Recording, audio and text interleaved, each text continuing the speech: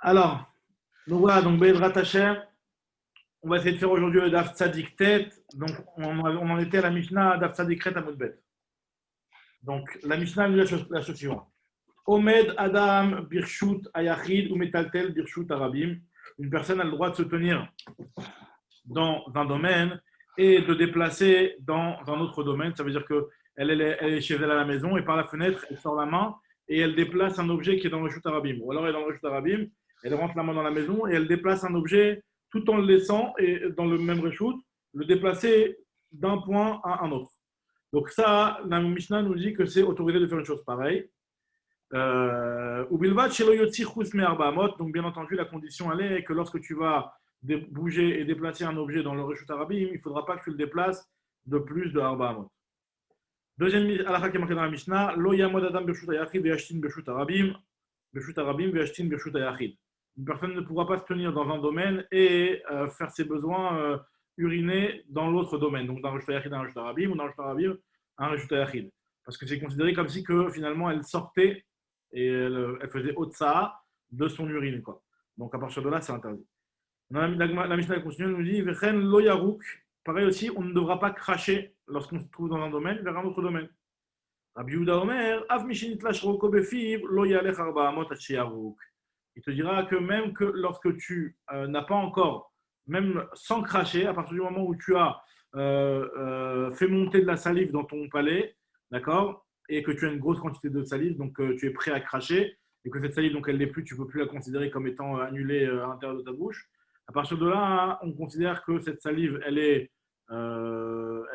déjà chashouva, et donc c'est comme si tu l'as portée, et donc tu n'as pas le droit de la porter, tu devras la C'est jeter. quand même, c'est quand même surprenant. C'est-à-dire que le glaire qui est dans ta bouche, Alors le c'est, glaire, c'est considéré comme un tiltoul, en fait, c'est ça? exactement, mais là on parle même pas du glaire. Là le glaire, ça va être la Gemara va en parler, mais là on parle de la salive, stand de la salive. Le roc, c'est de la Alors, salive. Le alors glaire, tu là, tu fais. parles de ce qu'on appelle kicho. Kicho, la Gemara va en parler juste après. C'est encore pire le kicho. La salive, là, il te dit que même la salive, donc tu n'as rien de spécial, tu as juste pris une quantité de salive dans ta bouche, et ben ça, à partir du moment où c'est quelque chose que tu vas être emmené à cracher normalement, en marchant avec ça dans ta bouche, ça s'appelle porter. Et attends, et tout ce qu'on disait, tu te rappelles là, dans Shabbat, là, les trucs à la menthe là, pour les dents, pour la laine, tout ça, on pouvait sortir avec. Tu vois, Ça dépendait desquels, les choses qui considérées comme tarchip ou pas. Mais si c'est quelque chose qui est considéré comme un massoï, eh ben non, ils n'auront pas le droit de sortir avec. Là, s'il y a des trucs qui sont considérés comme un tarchip, qui servent à quelque chose, d'accord, pour la décoration de la personne, ou comme tu diras, mais ça à la limite, oui, mais sinon, non. Ouais, alors, mais du coup, moi, je trouve que c'est quand même très surprenant dans le sens où, à la limite, À l'intérieur de le ta bouche, glaire, c'est comme. non, non, C'est comme toi, quoi. à la limite, le glaire, je comprends parce que on va dire, tu l'as extrait de ton corps et il faut que tu l'évacues, tu vois ce que je veux dire. Mais la salive, elle se fait Alors tout le temps, quoi, tu la vois. salive, encore une fois, il y a plusieurs niveaux. En réalité, regarde, c'est bien marqué dans la Mishnah. Ici, il y a marqué que tu as été nitlash. Nitlash, c'est-à-dire que même la salive, elle s'est détachée. Nitlash, c'est-à-dire qu'elle s'est détachée. Donc, ça veut dire que ce n'est pas de la salive stam, quelqu'un qui a de la salive dans la bouche. C'est quelqu'un qui a pris de la salive et il a vraiment presque comme un glaire. Mais pas, c'est pas un glaire, mais comme un glaire, il a isolé la salive, quoi. Il a J'ai détaché. compris. Là, ça, c'est donc voilà. Donc, ça, c'est ce qui est marqué dans la Mishnah. La Gemara nous dit la chose suivante. Maintenant, Matnila Rav Chanina bar Shalmaya, Lechia bar Rav, Kameh de Rav. Rav Chanina bar Shalmaya, il a enseigné devant Rav. Il a enseigné à Chia bar Rav. Il lui a enseigné dans la Mishnah une autre version. Nous, dans la Mishnah, on a dit qu'on a le droit de porter en mettant la main par la fenêtre et déplacer les objets d'un point à un autre. Lui, il te dit non, lo yetaltel, il faut dire dans la Mishnah. Lo yamod adam bershut achid, veyetaltel bershut arabim. Tu n'as pas le droit de faire ça. Alors, il lui a dit quoi, cet avis-là? C'est l'avis de Rabbi Meir. On verra plus loin dans Daf Kuf Aleph, il y a une Mishnah qui va nous dire que Rabbi Meir, il dit que tu n'as pas le droit de rentrer ta main à l'intérieur de la maison pour prendre la clé et ouvrir depuis l'intérieur la porte. Parce qu'il y a un risque que tu vas venir à récupérer la clé de ton côté et donc la faire sortir du Reshut Hayachid au Reshut Arabim. Donc la Gemara, elle dit tout de suite, elle dit a priori, donc là, si tu veux me faire une girsa dans notre Mishnah et de nous dire que ça va comme Rabbi Meir, ben, c'est étonnant. Tu viens nous interpréter une Mishnah comme Rabbi Meir alors qu'il y a Rabbanan, tu mets Rabbanan de côté.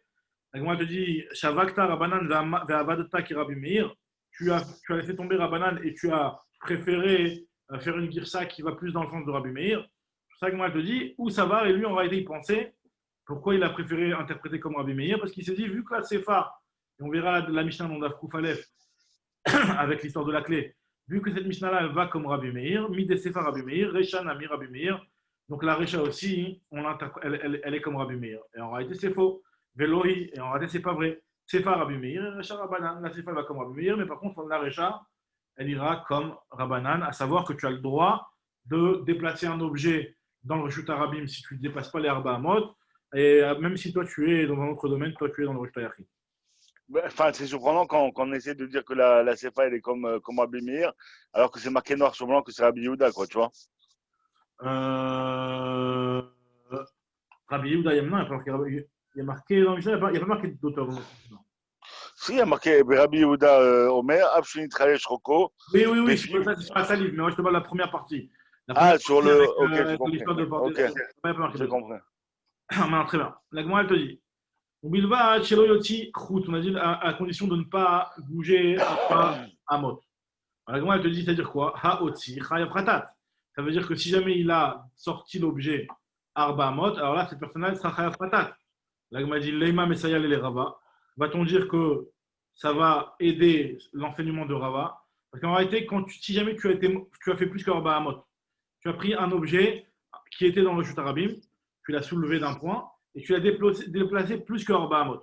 Là, tu m'as dit dans la Mishnah qu'il ne faut pas le faire. Donc, je déduis que si tu me dis qu'il ne faut pas le faire, ça veut dire que c'est Chayav Khatat. Je me dis, tu peux faire quand c'est moins de Arba Amot, mais par contre, plus de Arba Amot, tu ne peux pas. Bon, on sait que quelqu'un qui porte Arba Amot, c'est Chayav Khatat. Donc, moi, dit, mais là, c'est étonnant parce que là, ça voudrait dire que la personne, elle va prendre un objet et elle va l'élever. En réalité, elle est dans le Shut donc elle va l'élever pratiquement à son niveau, donc à Esser Tfachim de hauteur. Et après, elle va le déposer à un point plus loin. Donc, en passant d'un Reshut Arabim, en passant par le Makom Patour, tu le déplaces à Arba Amot plus loin dans le Reshut Arabim. C'est Chayav, ça va comme la vie de Rava. Dama Rava, Amavir Chefetz Mitrilat Arba Esof Arba Ve'eviro Derech Alav. Il a pris un objet et il l'a déplacé Arba Amot dans le Reshut Arabim en passant par plus haut que les Tfachim. Il est Chayav. Donc, a priori, l'interprétation de la Mishnah, elle a l'air d'être une preuve, comme ce qu'il dit Rava.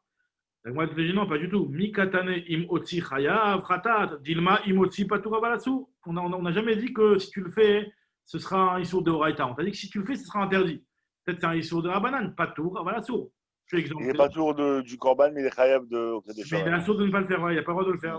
Il est juste exempté du Corban. Alors, il y en a qui font Ikadamri, il y a une autre version qui enseigne un petit peu de façon inverse, à savoir que Haoti Patoura Balasour, il a voulu déduire de notre Mishnah que si jamais tu le fais, c'est Patoura Balasour, c'est pas Chayav. Et sur ça, la Gemara dit si tu me dis que c'est Patoura Balasour et que c'est pas Chayav, ça va en contradiction avec Rava, donc c'est une tchoufta sur Rava. Lima TV de Rava. Mais c'est quand même surprenant que là, on parle de Krioum sur des Arba Amot, alors que depuis le début de la massacrette, on n'a jamais vu cette notion. Une fois que tu as fait moins de Arba Amot, il n'y a aucun issue. Non, oui, mais là, on parle justement. Si tu as fait moins de Arba Amot, il n'y a aucun issue. Mais si tu fais plus que Arba Amot, tu Chayav. Ah, okay. Ah ouais. Ça, Okay. là, on est dans le diouk, dans la déduction. Okay. Moins que Arba Amot, c'est pas tout, mais plus que Arba Amot, c'est Chayav. C'est ça que moi, je te dis, alors va-t-on dire que c'est une tchouta de Rava si tu me dis que c'est pas tout Rava Assour et que c'est pas Chayav? Alors il répond à la même question. Il dit non, il n'y a pas marqué pas tout Rava Assour ou Chayav. Il n'y a rien marqué. Après, Rava, il interprétera que ce sera Chayav. Et celui qui ne veut pas être d'accord avec Rava, il dira que c'est pas tout Rava Assour. Lima TV tchouta de Rava. Dama Rava, Mavir Chefetz, Mitrilat Dalet, les Sofdalet, Veviro de Chalav, Chayav. Alors il répond la même chose. Mikatane Otsi Patou. Est-ce qu'on t'a dit que si jamais tu l'as sorti, t'es pas tout Rava Assour? Dilma Imotsi Chayav Khatat. Rava lui t'expliquera que celui qui le sort et qui le déplace, il sera Chayav Khatat. Très bien. Après, on avait pris le cas de celui qui faisait ses besoins. Celui qui faisait ses besoins d'un domaine à un autre. Loyami, Dadan, Ushtayachid, etc. Amar Rav Yosef, Rav Yosef, il te dit, si jamais une personne elle a fait cette chose-là, donc elle se trouvait dans le Ushtayachid et elle a fait ses besoins dans le Reshut Arabim, ou alors elle a craché dans le Reshut Arabim, nous dit Rav Yosef, Ishtil Verak, Chayav Khatat. Il est Chayav Khatat. Ah ouais, il est revenu. Il y a un Joseph qui est entré. Mechila, je vais pas plutôt, Mechila. Non, voilà, pas de problème. Voilà, regarde, on en est. Loya Mod Adam Birshuta Yachid. On est à peu près une quinzaine de lignes après le début du Hamoud. D'accord. Voilà. Donc j'avais repris Kétan le début aussi. Donc voilà, donc là, on a dit dans la Mishnah que tu n'as pas le droit de faire tes besoins en étant dans un Reshuta Yachid vers le Reshuta Rabim ou l'inverse. pareil de cracher d'un endroit à un autre.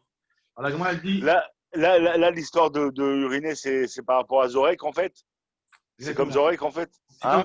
C'est exactement ça, c'est comme Zorek. C'est du Zorek. Ok. Alors la Gemara, elle te dit, d'après Rav Yosef, c'est Chayav, carrément Chayav. Amar Rav Yosef, Ishtin Verak, si jamais il a fait ses besoins et il a craché, Chayav Khatat, il sera Chayav Khatat carrément.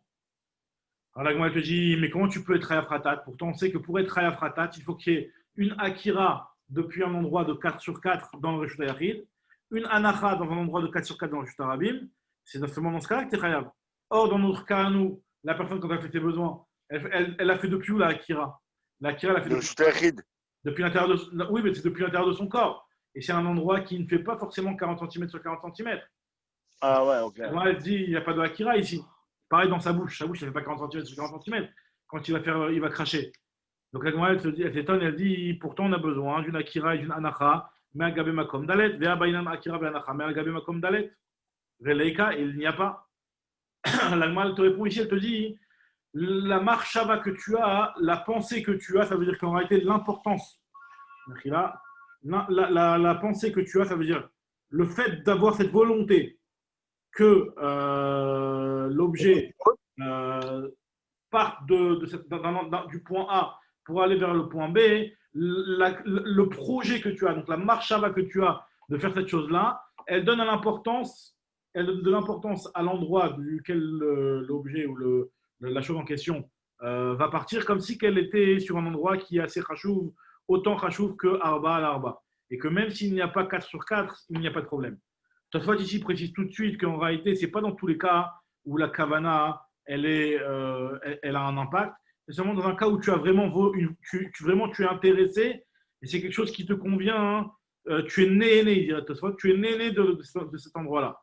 Comme on va voir juste après avec le cas du chien, vous allez voir, c'est le cas d'une personne qui jette quelque chose dans la bouche d'un chien. Elle a la volonté et c'est ça son besoin, que ça arrive dans la bouche du chien. Donc là, on va dire que même si la bouche du chien ne fait pas 4 sur 4, ce sera valable. C'est ce que moi va dire tout de suite. Marchavto mashviale makom. Sa pensée va rendre l'endroit comme un vrai makom. Des ilotemari, parce que si tu ne dis pas comme ça, ha de amarava, un autre enseignement qui a été donné par Rava, qui nous dit que Zara venar befi kelevofi akifshan, chayafrata, celui qui a jeté quelque chose qui s'est déposé dans la bouche d'un chien ou alors dans une fournaise, il est chayav. Comment ça se fait? Pourtant, tu dois te poser sur un endroit qui fait 4. Et là, quand tu vas jeter dans la bouche du chien ou dans la fournaise, il n'y a pas forcément 4. Alors, on nous dit l'agma, on va dire aussi, et la marche, Thomas, je vais aller makom. Sa pensée, sa volonté va rendre l'endroit considéré comme un endroit. Et donc, Achanami, marche, Thomas, je vais aller makom. Super. Donc, l'agma, elle te dit, Rava. Imaginons, donc l'agma, elle prend un cas un petit peu particulier, enfin particulier. Le type, il se trouve, son corps, il est dans le reshoot à Yachid, mais quand il fait ses besoins, la partie de son corps duquel va sortir le pipi, elle est de l'autre côté. Donc finalement, ton corps, il est dans le reshoot à Yachid, mais la partie que tu vas utiliser pour faire le pipi, elle est de l'autre côté. C'est ce que se demande Agma. Ou reshoot à Yachid, ou pi à Hamad, ou reshoot à Rabim. Par contre, il a la tête de sa hama, donc qui est de l'autre côté.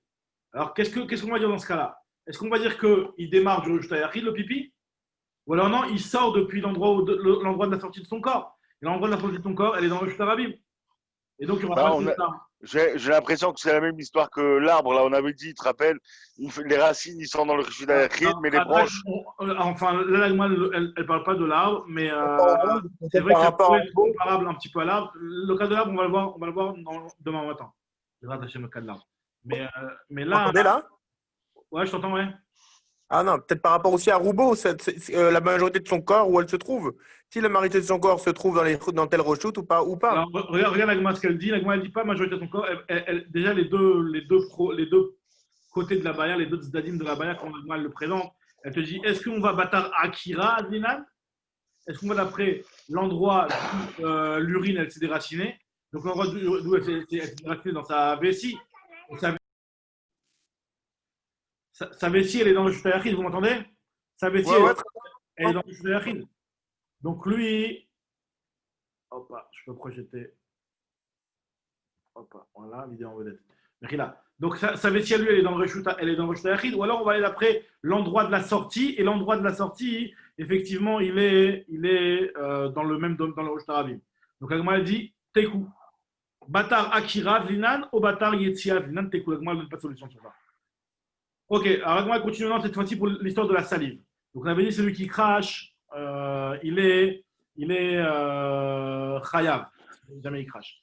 On ne doit pas cracher. On ne doit pas cracher. C'est pour ça que Rabbi a dit qu'il était chayav. Maintenant, la Gemara, je vous pose la question. Ça va être la même notion. À mon avis, ça va être pareil. Hein.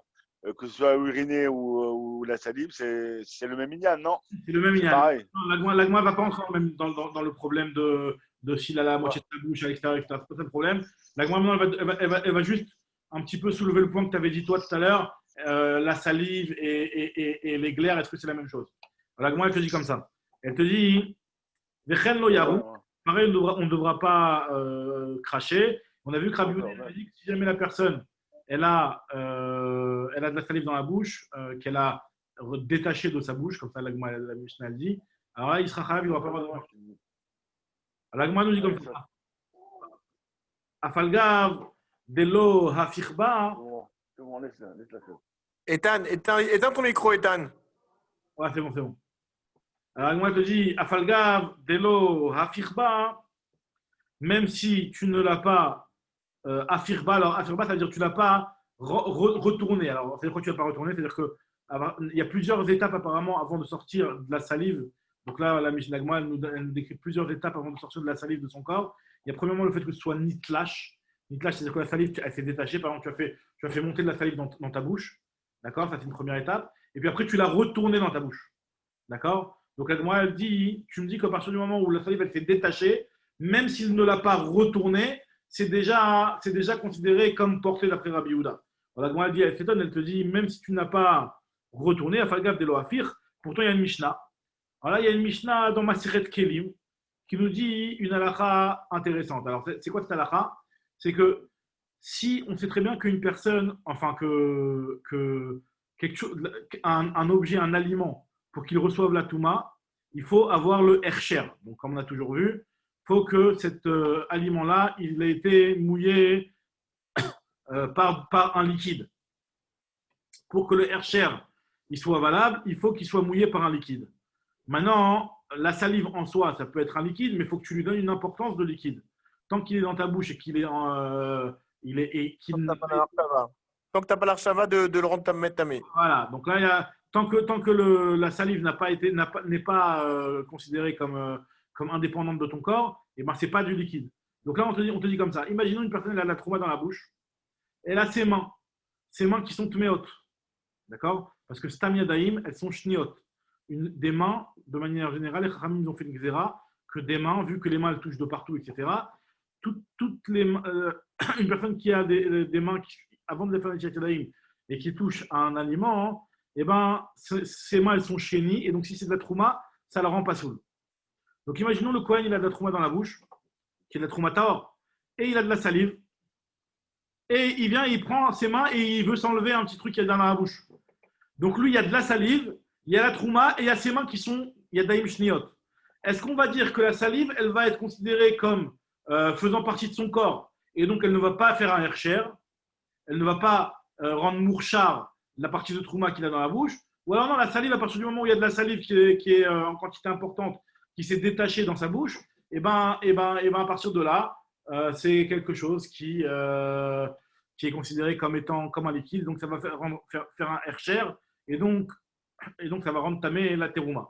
Voilà, c'est ça le sujet de la Mishnah dans Kélim. La Mishnah dit comme ça. Aya ochel devela, si jamais il mangeait une figue, beyadaim mesouavot, avec des mains qui n'ont pas, mesouavot qui sont sales, c'est-à-dire qu'il n'a pas fait netilat yadaim.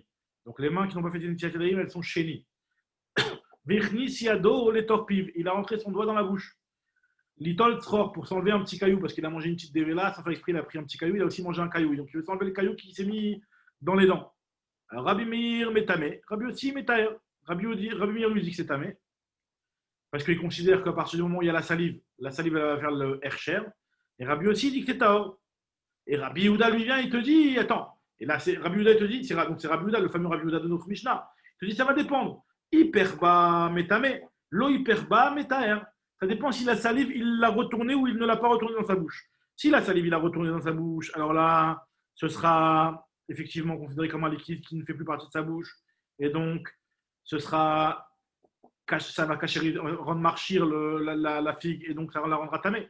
Tandis que si jamais il n'a pas retourné la salive dans sa bouche, alors là, dans ce cas-là, non. Donc la Gemara, Donc, comment ça se fait? dans Ouais. Kélim, on ne dit pas aussi que normalement, si tu viens être marchir un aliment ou un objet, il faut que tu aies la kavana de le rendre tamé pour qu'il soit tamé. C'est-à-dire que là, il n'a pas l'intention, lui, que sa salive, elle soit marchir. Il est là pour manger. Tu as raison. Alors, c'est vrai que tu as raison que lui, il n'a pas intention que sa salive, elle soit marchire. Mais le lien, c'est qu'il est intéressé quand même à avoir de la salive. Pour que la salive, quelqu'un, tu lui dis, tu manges une figue sans que tu aies de la salive qui va te mouiller tout le truc. Ça, il n'est pas intéressé. Donc, quelque part, lui, il a un intérêt, il est intéressé à ce que sa salive, elle mouille l'aliment. Comme ça, je vois les choses. Mais, mais il me semble que j'avais vu, alors je sais pas, c'est pas en place que j'avais vu ça. J'avais vu quelqu'un qui fait une remarque comme ce que tu dis toi, mais il me semble que c'est ça le keywords de la réponse, qu'à partir du moment où tu es intéressé et ta salive elle est utile dans l'alimentation, dans une personne qui est en train de manger, la salive elle est utile et elle est indispensable. Donc à partir du moment où tu es intéressé à ce qu'il y ait de la salive qui soit là, et que cette salive elle a été hyper bas, donc c'est-à-dire que maintenant c'est devenu quelque chose qui est indépendant de ton corps, donc là ça va rendre marchir la DVLA. Maintenant, mais tu as raison qu'en général, tu as raison que c'est une bonne remarque que tu as fait, que pour que le Hercher il soit valable, il faut que ce soit Nichale. Il faut que ça lui convienne qu'il y ait cette eau qui vienne sur l'objet ou sur l'aliment. Tu as raison. Maintenant, la Gemara te dit ici que, donc on ne comprend pas comment ça fait que Rabbi Yehuda, d'un côté, il nous parle de mélanger la salive dans la bouche, et d'un côté, il ne parle pas de ça. Alors, la Gemara te propose plusieurs réponses. Première réponse que la Gemara propose, Amar Rabbi Yochanan. Rabbi Yochanan, souvent, il propose ce genre de réponse. Et il te dit, Mouchlefet Ashita. C'est quoi? Inverse, tu as raison. Dans la Mishnah là-bas de Kelim, dit que Rabbi Yehuda, il dit comme Rabbi Meir, par exemple, et Rabbi Meir, il dit comme Rabbi Yehuda, ou l'inverse. D'accord? Ou alors peut-être Rabbi aussi. Inverse entre Rabbi Meir, Rabbi aussi et Rabbi Yehuda. Inverse les versions. Et donc, quand là, tu es tranquille. Et moi, elle te dit, et Resh Lakish te dit, non, pas du tout, on ne va pas du tout inverser. Resh Lakish Amar Leolam Notipor, Tachlif, n'inverse pas. On fait la distinction entre un molar, un glaire, et de la salive stam. Que de la salive stam, effectivement, alors là, il va falloir plus que stam la faire monter, il va falloir carrément la travailler un petit peu à l'intérieur de sa bouche pour que ce soit considéré comme quelque chose d'indépendant. Tandis que quand c'est des glaires, alors là, les glaires, ils sont déjà quelque part indépendants. Donc le fait de les avoir accumulés à un endroit dans sa bouche, ça s'appelle déjà, hein, quelque part, l'isoler et lui donner une importance d'être indépendant. Donc, Agma, elle fait une distinction entre kicho, donc c'est-à-dire les glaires, et stam de la salive, roc, qui est stam de la salive. Et donc, dans notre Mishnah, quand on nous a dit que c'est stam nitlash, on parle effectivement du cas des glaires, quoi. Notre Mishnah, elle parle d'un cas de glaire. C'est vrai que moi, elle te dit, pourtant, il y a une braïta qui a l'air de dire l'inverse, et de dire que Rabbi Yehuda, ce qu'il a dit dans notre Mishnah, il a dit aussi bien dans les glaires que dans la salive.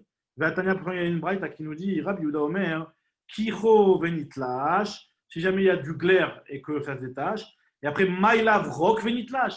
N'est-ce pas qu'on parle aussi là-bas du roc, de la salive? Donc c'est vrai que là-bas, la partie de la braïta qu'on a citée, il y a marqué que le mot Kicho, mais la Gemara dit que quand tu parles du mot Kicho, tu inclus aussi le roc. Alors, la Gemara te dit, non, pas du tout. Là-bas, si on t'a parlé du kicho venitlash, on parle que d'un glaire, mais on ne parle pas de salive.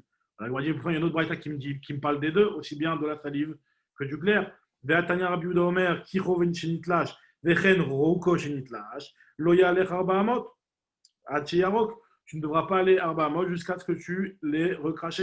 Donc, tu ne peux pas me faire cette distinction-là entre la salive et le glaire. La Gemara dit, tu as raison.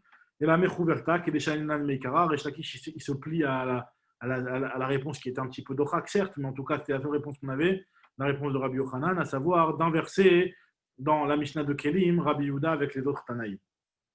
Très bien. Super.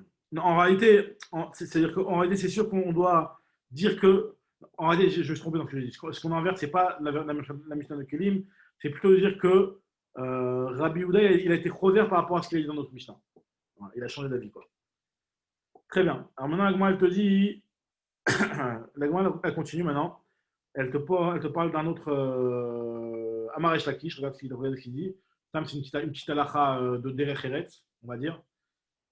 Amaresh Lakish, qui bifnei rabo chayav mita. Une personne qui crache un glaire devant son maître, il est chayav mita. C'est pas kavod, c'est un manque de kavod envers son maître. Il fait une chose pareille. Alors, ça, la Gemara, elle te dit, chez Neymar, comme il y a encore dans le Passouk, Kol mesanai ahavum mavet. Tous ceux qui me haïssent ont aimé la mort. Donc, c'est un passage dans Michelet. Alors, la Gemara dit tout de suite qu'il ne faut pas lire mesanai, ceux qui me haïssent, mais ceux qui sont masniai, c'est-à-dire ceux qui entraînent qu'on va me haïr. C'est-à-dire qu'en réalité, on ne parle pas de personnes qui détestent la Torah, on parle de quelqu'un de ceux qui va entraîner que la Torah elle va être haïe aux yeux des gens. Donc la Torah elle nous dit que ceux qui entraînent que la Torah va être haïe par les gens qui sont ignorants, et ben eux, ils vont avoir la mort qui vont s'entraîner sur eux. Et donc on considère que, pareil aussi, une personne qui va cracher, alors là c'est la même chose. Alors, maintenant c'est vrai qu'il n'y avait pas marqué forcément devant son maître, mais en tout cas il te dit que Ahavum Mavet, en fait, comme ça il explique le Mefarshim, que Ahavum Mavet, c'est-à-dire quoi Ahavum Mavet, ils aiment la mort et ils perdent leur âme. Ça veut dire qu'en réalité, ils perdent la face devant leur maître, comme ça ils expliquent. Qu'en réalité, le fait de faire quelque chose de si dégoûtant devant leur maître et d'entraîner que la Torah elle soit Mesoul Zelet, et bien finalement, il va être Chayav Mita, cette personne-là. Là, moi, je dis, mais tu n'as pas le choix, des fois c'est plus fort que toi, tu ne peux pas t'en empêcher. Veha minis inis, des fois le type c'est un honnête, il est en train de tousser, il a un glaire qui lui vient, donc qu'est-ce qu'il va faire? Moi je dis non, kiach verak kamrinan. On ne parle pas de tousser, de faire monter des glaires dans la bouche, ça encore ça va, mais c'est la personne qui l'a craché. Ce qu'on te reproche, c'est de l'avoir craché cette salive-là. Par contre, si jamais tu vas te mettre tu as eu une toux et tu as un glaire qui est monté et tu vas te mettre de côté et tu vas le cracher, ça, il n'y a pas de problème. Le problème, c'est de le faire devant son maître. Très bien. Nouvelle Mishnah. La Mishnah continue, elle te dit maintenant Lo yamod adam birshut hayachid veishte birshut harabim. Une personne n'a pas le droit de se mettre dans un domaine et de boire dans l'autre domaine. D'accord, on avait déjà parlé un petit peu de ce lien-là. Pourquoi? Parce que là, et là, on va voir finalement que ça va un petit peu à l'encontre de la Mishnah qu'on avait vue derrière. Parce que derrière, on avait vu tu peux toi-même déplacer un objet qui est dans l'autre domaine que ton corps à partir du moment où tu ne vas pas le faire rentrer. Là, même si tu sais que tu ne vas pas faire rentrer l'eau à l'intérieur de la maison, mais on t'interdit. Pourquoi? On va voir dans la Gemara tout de suite. Tu ne devras pas boire d'un domaine sur l'autre. Et là, à la seule condition que tu fasses rentrer la majorité de ton corps dans l'endroit où tu es en train de boire. Alors, la Gemara va tout de suite expliquer. Après, il y a marqué Vechen Begat. Et pareil pour le pressoir. Alors, on avait déjà vu cette Gemara là dans Masret Shabbat, dans le début de Masret Shabbat, avec l'histoire du pressoir. On va tout expliquer. La Gemara elle va se répéter par rapport à ce qu'on avait déjà vu dans Masret Shabbat, dans Dafret. La Gemara va expliquer. Donc, tout de suite, la Gemara s'étonne, elle te dit comment ça se fait que maintenant tu m'interdis, à part si j'ai complètement sorti mon corps de l'autre côté, de boire, en ayant peur que je vais faire entrer l'eau de l'autre côté dans ma maison. Pourtant, tu m'as dit juste avant, comme Rabbanan et pas comme Rabbi Meir. Avec moi, elle dit Recha Rabbanan, mais c'est pas Rabbi Meir. La Recha, elle allait comme Rabbanan, alors que là, cette partie-là, elle allait comme Rabbi Meir. Alors, nous dit l'Agma, Marav Yosef Bechafetzim Shetrichim Lo, Vetivrei Akol. En réalité, quand ce sont des objets que tu as besoin, là, d'après tout le monde, même Rabbanan, ils sont d'accord avec Rabbi Meir qu'on n'aura pas le droit de le faire. Ce qu'on t'a autorisé, c'est par exemple de prendre un objet qui est dans le Reshut HaRabim et de le déplacer d'un point à un autre. Ça, tu as le droit de le faire. Par contre, quand tu as de l'eau, que l'eau, tu en as besoin, alors là, vraiment, on craint que tu vas la faire rentrer à l'intérieur de la maison. Donc, moi, je pose une question. Ibayaleu, Carmélite Maï. Si jamais, à l'extérieur de la maison, ce n'est pas un Reshut HaRabim, mais c'est un carmélite. Alors, carmélite, c'est aussi assourd de porter d'un carmélite à un Reshut HaRabim. Mais c'est un issur qui est moins grave, c'est un issur des Rabbanan. Donc là, elle se pose la question, elle se dit, est-ce que ce sera la même chose? Tu vas m'interdire? Tu vas me dire que de la même façon que le Reshut HaRabim Minatora, j'ai interdit, pareil dans le Carmélite, je vais interdire? Ou alors tu vas me dire non, tu vas me dire que je ne fais pas une xéra sur une xéra. Alors, Gemara rapporte sur ça une marloquette à Moraïm. Amar Abaye, hi hi. Abaye te dit c'est la même chose, c'est exactement la même chose. Carmélite, Reshut HaRabim, c'est la même chose. Amarava, Rava, il te dit non, pas du tout. Déjà, cette histoire-là, c'est une xéra. Et carmélite, en soi, c'est aussi un dérabanan. Je ne fais pas une xéra sur une autre xéra. Igoufa xéra. Ve'anan nimkor, nikum, venimgzor, xéra, l'xéra. Est-ce que nous, on va faire une xéra par-dessus une autre xéra? Alors Abaye te dit, moi je vais t'expliquer Abaye. Abaye te dit, moi je vais t'expliquer Rava, d'où j'ai pensé qu'est-ce qui m'a permis de penser que dans le Carmélite ce sera la même chose. Parce que dans la fin de la Mishnah, on te parle du pressoir. Je ne comprenais pas pourquoi on te parle du pressoir dans la Mishnah. Donc moi j'ai compris que si on te parle du pressoir, c'est pour te dire que le pressoir qui est un endroit qui est plus comme un Carmélite, dans ce cas-là, ce sera aussi interdit. Amar Abaye ben Aminala, moi je veux te dire, Midé Katané, c'est le fait qu'on a enseigné dans la Mishnah, Vechel Begat. Il y a marqué dans la Mishnah, et ce sera ainsi pour le pressoir. Donc, a priori, je comprends qu'on parle de ça, on parle forcément de, ça vient m'ajouter, le carmélite. Parce que si c'est Reshuta Yachid, tu m'en as déjà parlé. Si c'est Reshuta Rabim, tu m'en as déjà parlé. Forcément, tu me parles d'un carmélite. Rava Amar, il te dit non, pas du tout. Il te dit Leïnian Maaser. Quand on te parle du gat et du pressoir, c'est par rapport au Maaser. Alors, je vous rappelle ça, ce qu'on avait expliqué à l'époque dans Maaser de Shabbat. On avait expliqué la chose suivante. On avait dit que, on sait très bien hein, que lorsque tu vas tu vas prendre du tevel pour le presser et pour en faire du vin, hein, tant qu'il n'y a pas eu de gmar, il n'y a pas eu de finition qui a été fait sur le vin, hein, alors là, tu auras le droit de prendre et de consommer de manière provisoire une partie, même avant même d'avoir prélevé. C'est ce qu'on appelle achilat aray. Achilat aray, tu as le droit de la faire, tu as le droit de le faire même si tu n'as pas encore prélevé le maaser. Maintenant, par contre, si c'est quelque chose que tu as fait dessus une finition, ou alors tu as fait une action sur la partie que tu es en train de manger, de telle sorte à ce que c'est sûr que tu ne vas pas la rejeter dans le tas, alors là, à partir de là, on considère que finalement, tu as fait comme si tu avais fait un gmar sur cette partie-là, et donc tu n'auras pas le droit de le manger sans prélever le maaser. Donc là, en réalité, ce qu'on nous parle par rapport au pressoir, quoi? Il faut qu'il soit métoukan. Exactement. Maintenant le lien ici qu'on veut comparer au GAT et qu'on veut comparer au pressoir, on est en train de dire, c'est ce qu'il dit Rav Shechet, les liens de Maaser, par rapport au Maaser. C'est quoi l'histoire du Maaser? Alors voilà, maintenant avec ce que je vous ai expliqué, on va voir dans la Mishnah.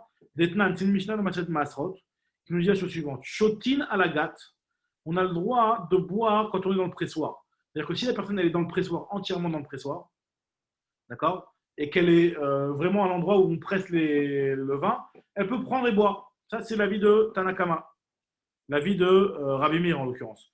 Shotin alaga, tu peux boire dans le pressoir, ben bechamin, ben betzonen, ou patou, et tu ne seras pas du maaser. Ça veut dire que même si ton vin, parce qu'en réalité, le vin, surtout à l'époque, tu ne buvais pas le vin comme ça. Et apparemment, c'est intéressant parce que même quand il est à peine pressé, moi j'aurais dit quand il est à peine pressé, c'est pas encore du vin, c'est encore du jus de raisin, mais apparemment, au début de quand tu es en train de presser le vin, hein, tu le coupais avec de l'eau. Alors on te dit que tu l'aies coupé avec de l'eau froide ou que tu l'aies coupé avec de l'eau chaude, dans tous les cas, ça s'appellera une achilat aray et tu peux le faire tant que tu es dans le pressoir. Maintenant, la différence entre l'eau froide et l'eau chaude, c'est que si jamais tu coupes ton vin avec de l'eau chaude, jamais de la vie tu vas reprendre le vin et si jamais tu as fini de boire et que tu veux plus de la fin de le fond du verre, tu vas jamais de la vie tu vas le reverser à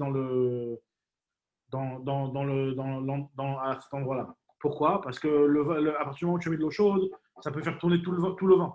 Le fait de remettre de l'eau chaude dans le pressoir. Donc là, il te dira, malgré tout, c'est pas grave. Tu as coupé le vin avec de l'eau froide ou avec de l'eau chaude, ce sera autorisé de le consommer à partir du moment où tu es dans le pressoir. Et il nous dit, ça te dirait Rabbi Meir, c'est Rabbi Meir qui parle. Rabbi Eliezer ben Barsadok Mechayev, lui, il te dit que non, tu dois prélever le maaser. À partir du moment où tu as coupé ton vin avec de l'eau, que ce soit de l'eau froide ou de l'eau chaude, quoi qu'il arrive, lui, il considère que tu ne remettras pas ton vin là-bas. Donc, ça s'appelle que le vin, tu l'as terminé, il est metoukan, comme tu as dit, et donc tu devras prélever le maaser. Et Chachamim omrim, alachamin chayav. Si jamais tu l'as coupé avec du vin avec de l'eau chaude, alors là, tu es chayav parce que tu ne vas jamais le remettre. Et à la tsonen, tu es patour. Pourquoi chez Margir et Tamodar? Parce que quand tu as coupé avec de l'eau froide, c'est possible que tu vas remettre les restes, donc ça ne s'appelle pas forcément un gmar. Maintenant, Gmar, elle te dit à partir de là, hein, la Gmar, elle te dit, donc ce qu'on a dit dans notre Mishnah, Vechen Begat, et on t'a dit que c'est la même histoire pour le gat, ça veut dire qu'en réalité, ce qu'on a autorisé à boire dans un pressoir à vin, hein, c'est quand ton corps il est entièrement dans le pressoir. Par contre, quand tu as juste mis la tête, tant que tu n'as pas mis Rocho Veroubo, eh ben, ça s'appellera que tu es en dehors du pressoir, et donc les règles de en dehors du pressoir s'appliqueront, à savoir de devoir prélever le maaser. Très bien. Maintenant, la Gemara continue, elle te dit super. Donc ça, c'est la segment là, la nouvelle Mishnah. Nouvelle Mishnah. Alors, comment ça se passait? Nouvelle Mishnah, elle va nous parler des gouttières. Alors, c'est quoi les gouttières de l'époque? Alors, à l'époque, il faut savoir que leurs toits n'étaient pas mansardés. Les toits des maisons n'étaient pas mansardés. C'était des toits qui étaient droits. Maintenant, quand c'est des toits qui sont droits, il y a un problème. C'est que s'il pleut, l'eau elle peut stagner sur le toit et elle peut transpercer le plafond. Donc, comment ils faisaient? Ils prenaient de la chaux ou du tite, ils faisaient une petite inclinaison sur le toit. Donc, de telle sorte à ce qu'il y ait une petite pente, qui a un petit midron, qui va faire évacuer l'eau jusqu'à un des coins du gag. Maintenant, une fois que l'eau elle tombait dans cette petite pente, c'est-à-dire que le toit il n'était pas mansardé comme ça, c'était des toits qui étaient droits, mais avec on mettait une petite couche de terre ou de chaux pour faire une petite pente. Et dès qu'on arrivait vers la fin du toit, il y avait en réalité une petite planche dans laquelle on faisait des petits trous. D'accord? Et ces petits trous, donc ça faisait évacuer l'eau, peut-être parce que si jamais l'eau allait tomber entièrement comme ça, sans que tu mettes une petite planche qui va stopper l'eau pour qu'elle tombe dans des trous, finalement l'eau elle allait couler contre le mur et ça allait abîmer le mur. Donc ce qu'on voulait, on voulait que l'eau elle soit évacuée, on faisait des petits robinets, des genres de petites évacuations, des petits trous, des petits robinets qui allaient faire que l'eau va sortir par ces petits trous et être évacuée.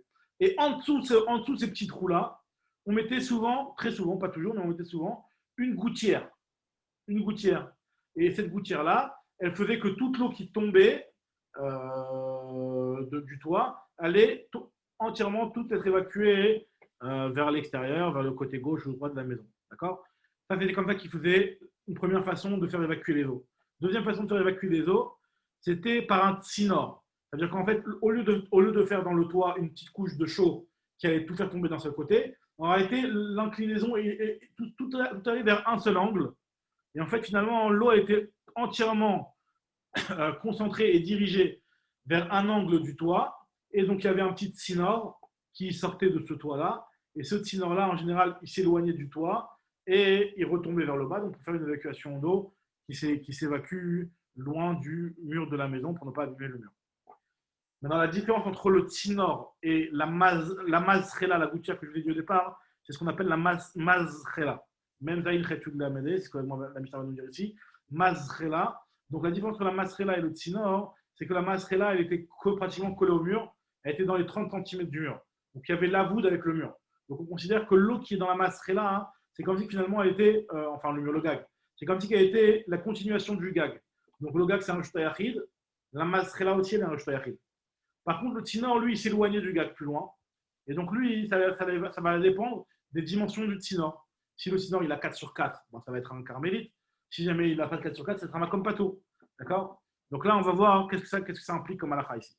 Nous dit la Mishnah. Kolet Adam minamazrela le mata miyasarat fachim ou minatinor mikol makom shote. Alors, on te dit qu'un homme, il peut être colette. Alors voilà. Imaginons un type, il a soif, il y a de la pluie qui tombe, il fait un beau temps.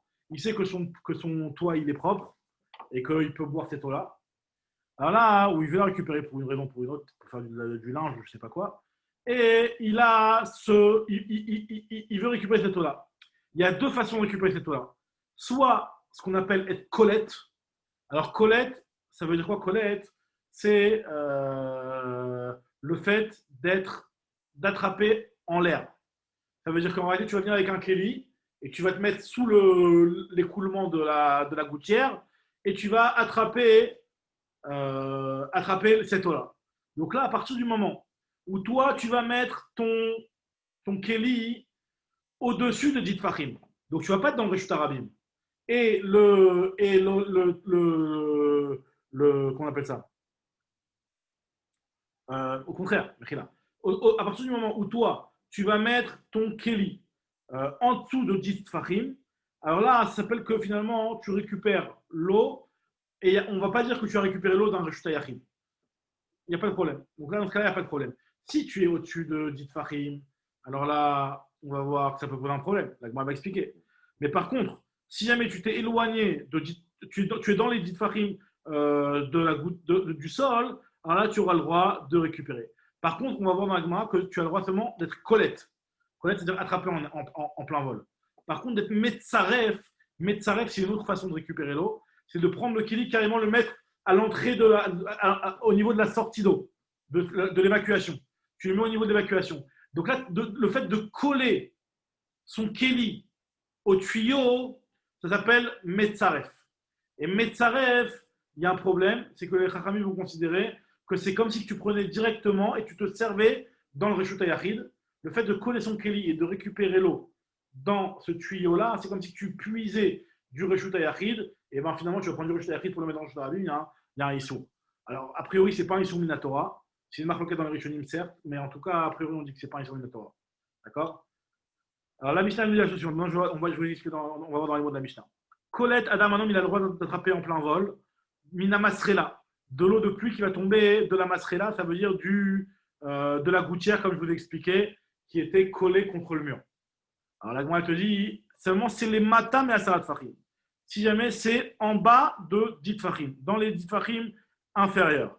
Alors, par contre, si jamais tu colles le keli à l'entrée du tuyau, ça, tu n'auras pas le droit de le faire. Maintenant, minatinor, si tu veux récupérer du tinor, donc du tuyau d'évacuation, donc c'est un tuyau d'évacuation qui sort et qui s'éloigne du toit et de la maison. Alors dans ce cas-là, tu auras le droit de le faire mikol makom choté, tu auras le droit de récupérer le pouvoir de n'importe quelle manière. Ça veut dire même en collant et en mettant à l'évacuation du tsinor. Pourquoi? Parce qu'on va considérer que le tsinor, lui, vu qu'il est éloigné du gag, il n'a pas le statut de Reshut HaYachid. Et donc, on va voir comme dans la Gemara qu'on ne parle pas d'un tsinor qui a une largeur de 4 sur 4, donc tu auras le droit de récupérer l'eau qui est là-bas. La Gemara l'explique. La Gemara te dit Colette in aval metzaref l'eau. Tu m'as dit que je peux récupérer l'eau de la mastrela, de la gouttière, mais je ne peux pas me mettre à la sortie de la gouttière pour récupérer l'eau. Je peux récupérer juste l'eau en plein vol, mais pas la récupérer à la sortie de la gouttière. Pourquoi? Maïtama. Rav Nachman, tu sais pourquoi? Parce qu'ici on parle d'une mastrela. On parle d'une gouttière qui approche à moins de 3 tfachim du gag. À partir du moment où il y a moins de 3 tfachim du gag, donc il y a un problème d'être considéré comme le gag. Tout ce qui est à moins de 3 du gag, c'est considéré comme le gag, comme le toit. Et donc c'est un statut de Reshut HaYachid. Et donc si toi tu viens et tu te colles pour récupérer l'eau, c'est comme si tu sortais de l'eau du Reshut HaYachid vers le Reshut HaRabim. La Gemara te dit qu'il y a une braïta aussi qui va te dire la même chose, qu'à partir du moment où tu colles un keli à la sortie du tuyau, c'est comme si tu récupérais l'eau de ce domaine-là. Il y a une braïta qui dit la même chose. C'est une braïta qui nous dit la chose suivante. Omed Adam, un homme, il a le droit de se mettre sur son toit, Reshut HaYachid. Il a son toit qui est un Reshut HaYachid, il se met sur son toit.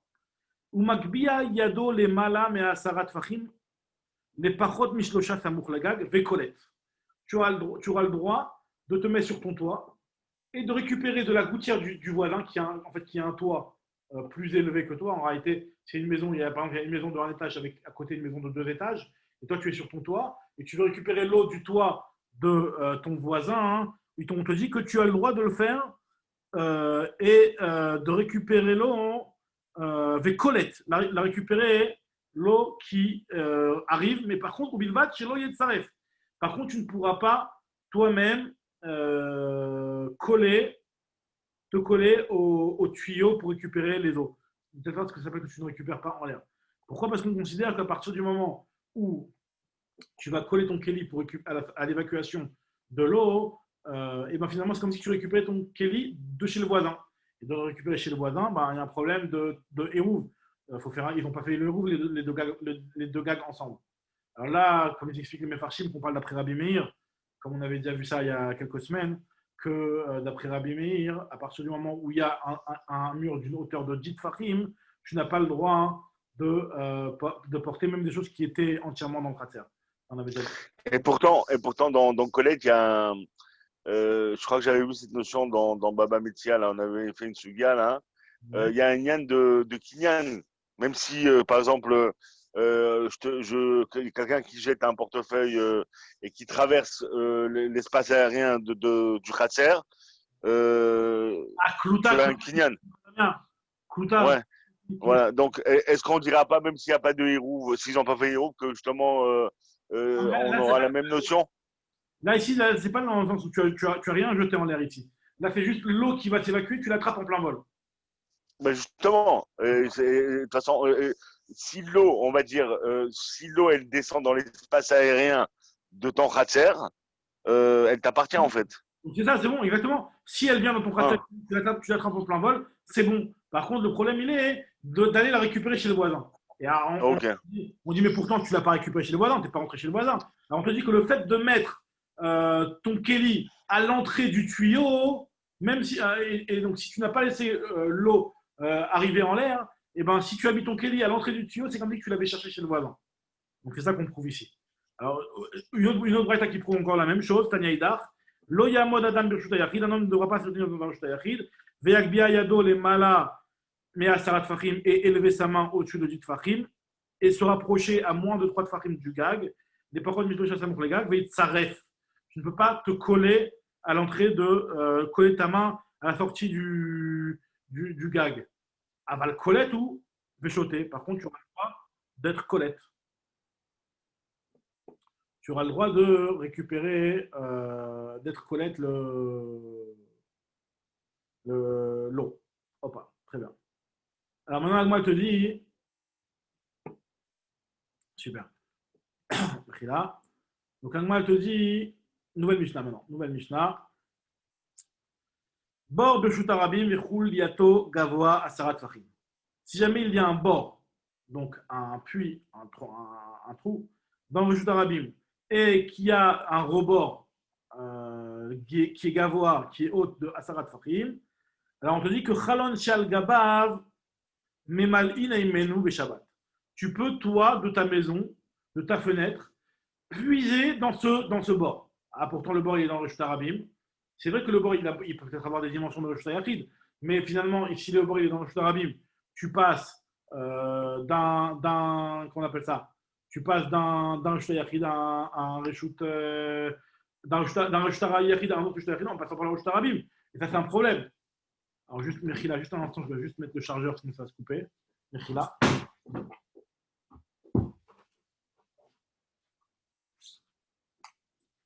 Hop. Voilà, donc dans ce cas-là, on te dit.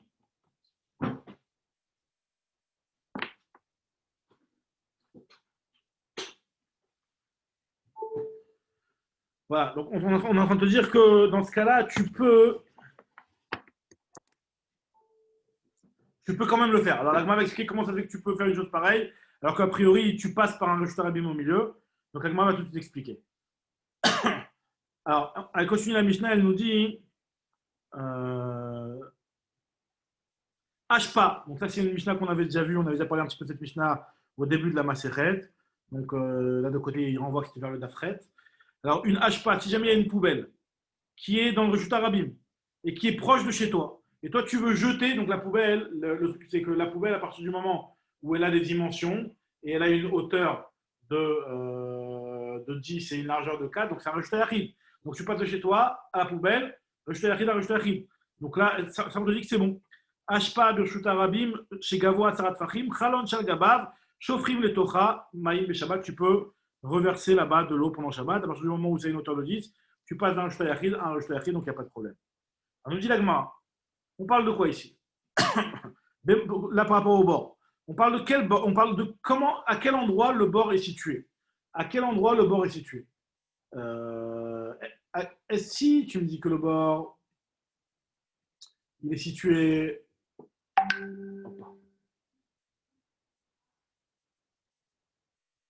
Alors, si tu me dis que le bord, il est situé. Mechila. Si tu me dis que le bord, il est situé. Il est mabesmoucha, que le bord, il est samouk, il est proche de la maison. Alors, l'amali choulia asara. Pourquoi tu as besoin d'avoir un rebord de ce puits-là qui fasse 10 fachim, même s'il ne fait pas 10 fachim. Le bord lui-même, il a une profondeur, mystama de 10 fachim. Donc, pourquoi tu as besoin de ce mur-là de 10 fachim? Alors, la Gemara te dit Amaravuna, Achabemalskinan, Bemoufleget Nakote Larba. On parle que le bord, il est éloigné de plus de 4 fachim de la maison. Et donc, effectivement, il y a un reshoot, il y a une taille de 4 fachim, une taille importante entre le bord et le mur de la maison. Et donc, la raison pour laquelle tu as le droit de porter est parce qu'il y a un mur de 10 fachim. Et à partir du moment où il y a un mur de 10 fachim, donc forcément, toi, tu vas passer du Rosh Yachid en passant par au-dessus de 10 fachim pour le rentrer chez toi. Donc, à partir du moment où tu vas passer par au-dessus de 10 fachim, donc tu vas passer par un makom patour, c'est-à-dire Rosh Yachid, makom patour, Rosh Yachid. Et donc, ça, c'est autorisé. Mais t'as Madeka Chouya Asara. Et la raison, c'est parce qu'il y a une Chouya Asara. Haleka Chouya Asara, s'il n'y avait pas un mur de 10 fachim, tu n'aurais pas eu le droit. Tu es Kametalten, Rosh Yachid, Rosh Yachid. Derrière Rosh Rabim, ça s'appelle que tu portes d'un Rosh Yachid à un Rosh Yachid en passant par Rosh Rabim. Rabbi Yochanan, il te dit non, même s'il est à côté, même s'il est à côté, ça peut marcher. Rabbi Yochanan Amar, Afilu Teima Besmoucha, on peut même parler d'un bord qui est à côté, qui est plus proche de 4 tfachim de la maison, et malgré tout, c'est autorisé seulement si jamais il y a ce mur de 10, parce que ce qu'on veut t'apprendre de là, c'est que la profondeur du bord et le mur vont s'associer. Hakamash Malan, des bords vechuliato, mitzarfin la Sarah, qu'on va additionner la profondeur du bord avec le mur qui est au-dessus du bord. Très bien. Mon Agma va parler de la poubelle, l'histoire de la poubelle. Alors, cette segment-là, on avait déjà vu plus haut. Ashpa de Chutarabi, on avait dit que s'il y a une poubelle dans le Chutarabi, on a le droit de jeter vers là-bas. L'Agma dit, ah bon, et on n'a pas peur que la poubelle, elle va être vidée et donc elle va faire moins de 10 tfachim de hauteur. Si elle fait moins de 10 tfachim de hauteur, moi, tu vas faire un issour en jetant là-bas. Ou même, il y a un truc qui est probable grave. C'est que j'imagine, toi, tu as un tas de poubelles et ta poubelle, elle est super lourde. En la jetant, elle va s'affaisser sur. Elle va s'affaisser et ça va descendre, ça va descendre aussi de le niveau. Tu vois ce que je veux dire? Descendre le niveau si elle est très lourde. Alors ce recherche-là que tu dis, apparemment, l'Agma ne l'a pas envisagé, parce qu'en fait, l'Agma, elle envisage surtout le fait de la poubelle qui se vide. Alors, la poubelle qui se vide, regarde ce que l'Agma te dit, regarde ce qu'elle dit. Elle te dit Velo Khashinan Shematina Telash pas, et on n'a pas peur que la poubelle va se vider en plein milieu du Shabbat. Pourtant, il y a un enseignement de Rabbi Bar Ravada. Ve'amar Rabbi Bar Ravada, Amar Rabbi Yitzhak. Maaseh b'mavoy echad. Il y avait une histoire avec un mavoy. Alors, je ne sais pas, je te rappelle, on avait jusqu'à là au début de la Masechet. Il y avait un mavoy qui était fermé d'un côté par la mer et de l'autre côté par une poubelle. Donc, il était fermé de deux côtés. Alors, on avait dit que Tido echad kalé la yam, il y avait un côté qui se terminait vers la mer, et Tido echad kalé la hashpa. Il y avait le Maaseh qui est venu devant Rabbi, ou pas Maaseh nifne Rabbi. Ils lui ont demandé qu'est-ce qu'on fait avec ce mavoy-là. Est-ce que ça s'appelle comme un mavoy satoum, que tu as le droit de faire juste un lechi et une kora, ou alors c'est un mavoy qui est méfoulash. Alors il lui a dit il n'a pas su dire ni moutar ni assour. Alors l'Agma explique pourquoi. Lo éter lo amarbo. Pourquoi il n'a pas dit que c'était complètement moutar? Parce qu'on est choshesh rashinan tchemat natelaj pas. On a peur que la poubelle va se vider. Et donc peut-être que finalement, ce côté-là du mavoy va s'ouvrir. Il y a un tirton et à ce moment-là, et on craint aussi que la mer aussi remonte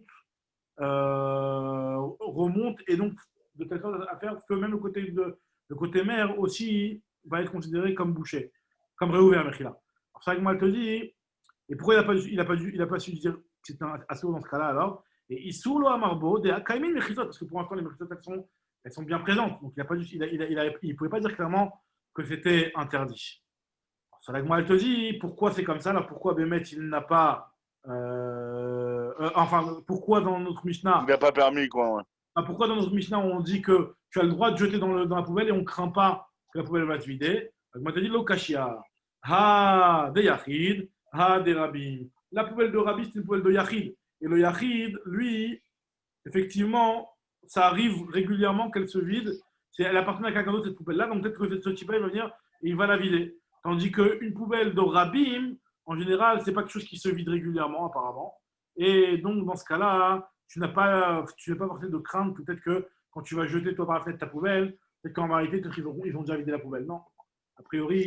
De toutes les manières, même c'est